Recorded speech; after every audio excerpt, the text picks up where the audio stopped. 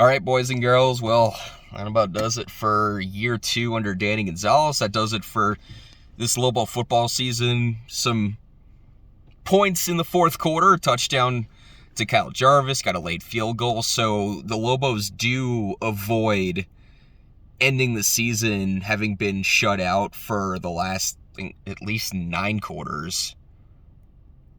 They got shut out last week against Boise and then going back before that with Fresno. So at least they avoid that, get some points in the fourth quarter, and just get to the end of the season. Now starts hopefully what will be the real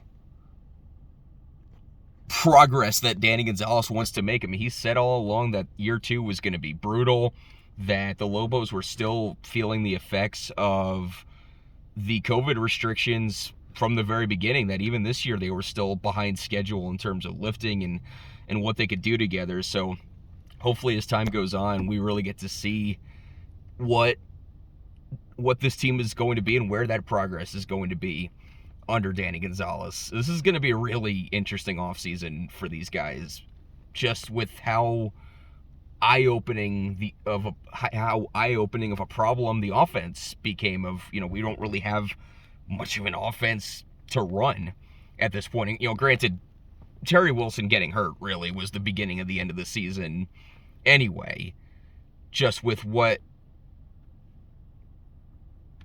this offense was supposed to look like with him. I mean, really, with no Terry Wilson and that wide receiver group getting decimated, that pretty much did it for this offense anyway. Like, there was so much hope after the first 2 games of what this offense could be, and really wasn't the same since then, because Terry first got hurt against UTEP and was never the same after that. And that whole wide receiver group that was so exciting going in was just broken apart too.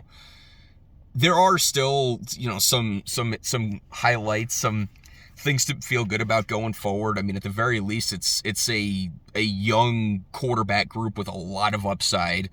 Certainly still with Isaiah Chavez, and even with Connor Janal, made some throws. I mean, certainly showed you he can do it. He can run a passing offense, especially given how little time he probably got with the ball in his hands, even this late in the season, with Bryson Carroll still, being the starting quarterback going in. Running back room's going to be interesting too. Aaron Dumas, hopefully, assume will be back. Dixon today, has some nice runs, 95 yards. I think he had a nice kickoff return in there, his first collegiate touches. Bobby Cole, I don't know, man. He's gonna have a tough decision to make. Like, I wouldn't be surprised either way if Bobby Cole wants to come back, or if Bobby Cole decides that he wants to go somewhere else where he can really, or where he can have some different opportunities. I could see that one going either way. Nate Jones, just listening to Danny Gonzalez in the postgame, sounds like Nate Jones is going to come back. So there will be running back depth there. But it all comes down to really just there was no offensive identity for pretty much the entire second half of the season. Like, we really couldn't, outside of, we've resorted to triple option out of desperation and not even really being prepared for the triple option. Like, there was just no way to really define what this offense was, and the defense did everything it could. I mean, go up against a guy today who tied Jordan Love's single season touchdown record for Utah State. That's probably the biggest difference in their season, and really probably one of the biggest telling points for how both these teams' seasons went. Utah State gets this Bonner, has Bonner at quarterback. It's his second year as a full-time starter, and he explodes this year.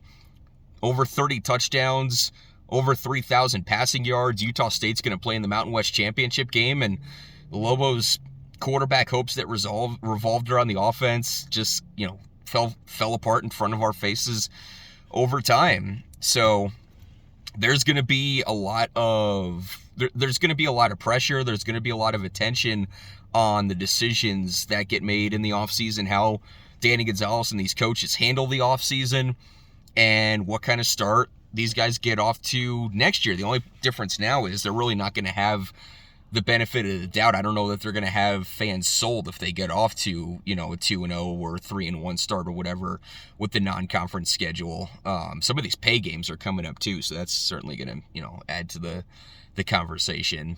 But all in all, a season that started with a lot of hopes really just kind of faded out pretty quickly to the point where these last couple of games didn't really feel all that relevant. I mean, these guys go from winning the last 2 games last year to being in danger this time of not scoring any points in the last 2 games before the field goal and the touchdown to Kyle Jarvis. So really, it feels empty given all the hopes, all the promise that we felt coming into the season. Pretty big bummer, but not a surprise for Danny Gonzalez, for Coach Gonzalez. He told us that this year was going to be brutal, and he was right, and now it's time to get to work. The offseason starts, and these guys are going to have a lot to prove.